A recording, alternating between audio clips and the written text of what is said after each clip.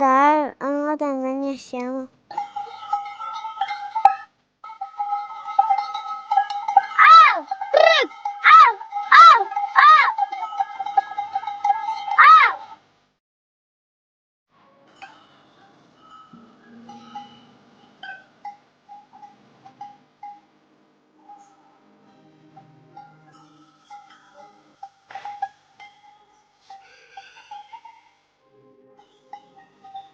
Derman!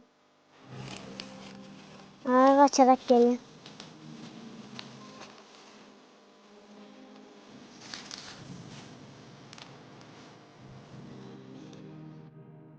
Derman!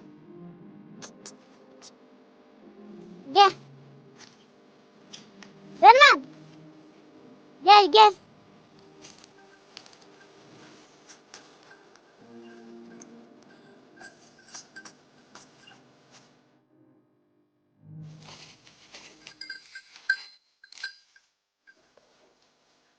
İsmim Erkan Karcı abi. Doğma büyüme Kilis Musa Veli Belentepe köyündeyim. Sonra hayvancılığa bir hevesimiz çıktı. O günden bugüne eşref kalırdım. Bu işe girişken olduk. Yani okula giderdim. Okul sonrası yine hep gitmek isterdim böyle sürünün yanına falan. Ondan sonra biz büyüdük. Zaten biz elimize aldık. Tuna ben böyle yapıyor. Hayvan işi. Vallahi sürüye abi geçen yıl gelmişti. Benim o askerdeki Tuna kardeşim yayarken o tarafta yaylıyordu koyun. Sonra koyunlar birden ürküyor. Bizim Tuna eşeğe binmiş önden koyunu çekiyor. Dediğim gibi koyundan biri yahlı ya. Eşeğe binip geliyor sonra koyunlar ürküyor birden. Dönüyor bakıyor kurt koyunun bir tanesini tutmuş.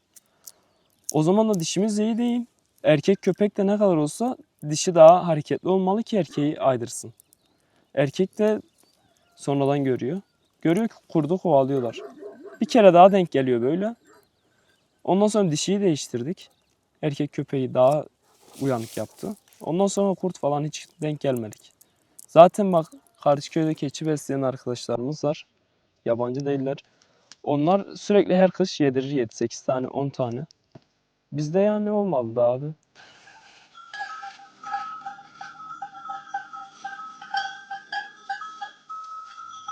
Erkan abicik geç çıkmıyor lan. Abi çekemiyor. Taşa değil işte.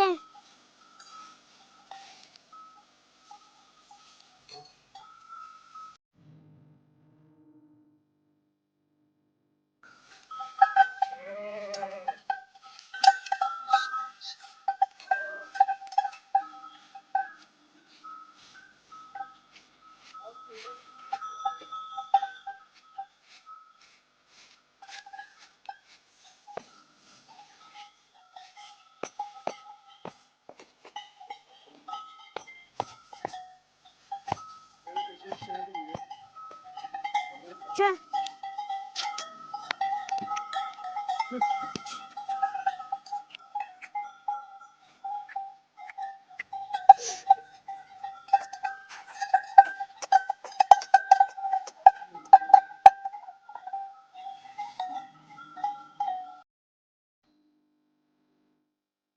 Domuz çok.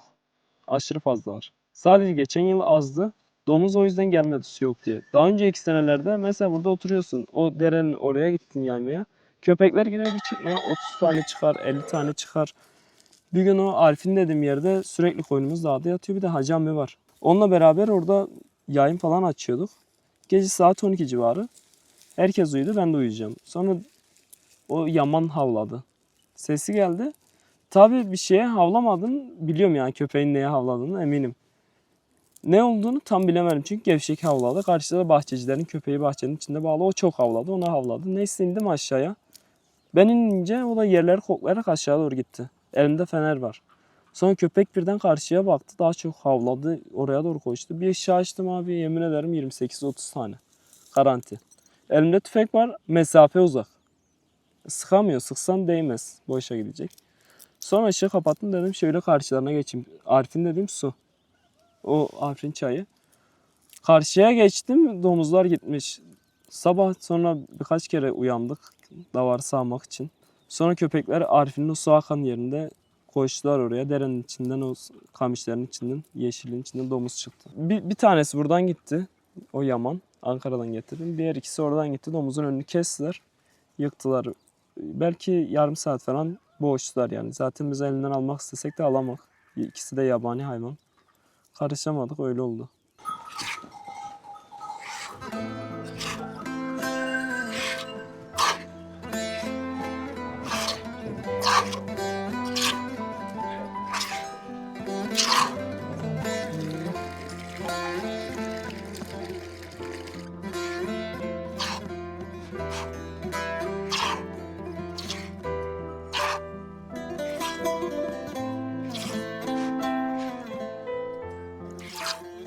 Eşeğin boynuna yayıldım mı atlıyorum. Oturuyorum, o da kaldırıyor asansör gibi. Ben de biniyorum. Daha anlamadan ben yaşayamam.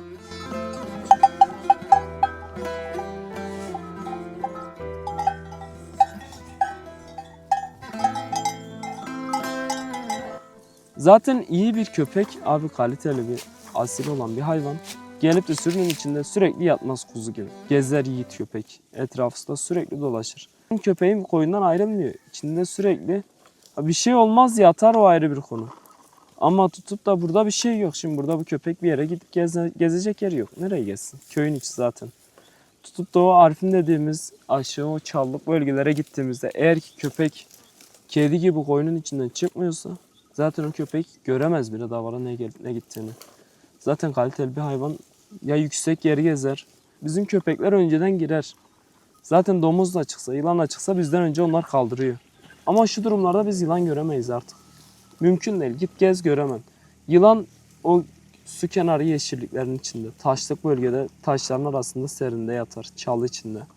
Ama bunu köpek görür. Bunu biz göremeyiz. Artı yılan ısırınca abi panzehiri dolaştırsan yine boş. Büyük yılan bizim burada normalde engerek diye bilinir. Dışarı bölgelerde, her yerde. Ama bizim bu çevre köylerde kör yılan derler. Kafa yapısı üçgen olur. Bunun yani biraz büyüğü koyunu ısırdığı zaman zaten koyunu ölünce biliyorsun. Belli etmez. Aşağıda o dere var ya abi, orası. Orada çok büyük yılanlar olur. Bizim orada her yıl bir koyunu sokar öldürür. Görünmüyor da yani. Koyunun ölüsünü görüyorsun direkt. Sokuyor. Açtığını da vursan panzehiri dolaştırırız eşeğin ebesinde. Yılan büyükse fayda etmiyor yani. Ama buna köpeğin iyi olursa zaten köpek biliyorlardı. Bunlar da biliyor daha öncekilerde. Yılanın yürüdüğü yeri kokusunu alıyor iyi köpek. Bulur yani onu. Çocuk olur getirirsin gider başını alır şurada bir yerde kaybolur gider. Ama Eşref öyle değil. Adam gelir gider. Biz dağda yatıyorduk, Eşref bir gün evde yatmazdı. Eve koysak durmazdı. Dermanla bunların sevgisi apayrı bir şey abi. Kavgayla dövüşle oynarlar.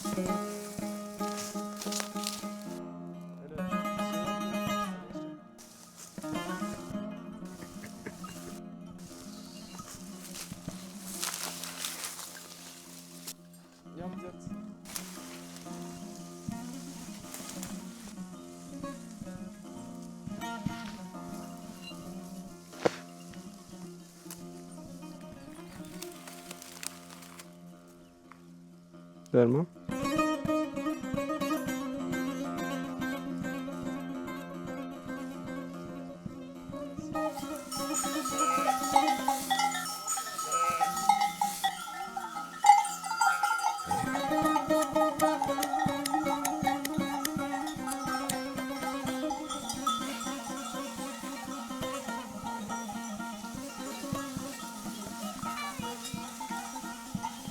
Mirya eşeği annesi sanıyor.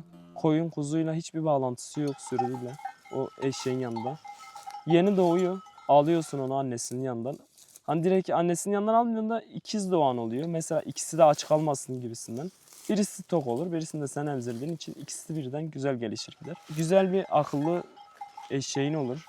Dengesiz olmaz yani. Kuzuyu falan boğmayacak. Akıllı bir eşek. Ahırın bir köşesine dar bir alan. Çok geniş olursa sahiplenmez o eşeği. Küçüklüğünde orada girer işte eşeğin üzerine biberon yaptırdık. O biberonda süt içer abi.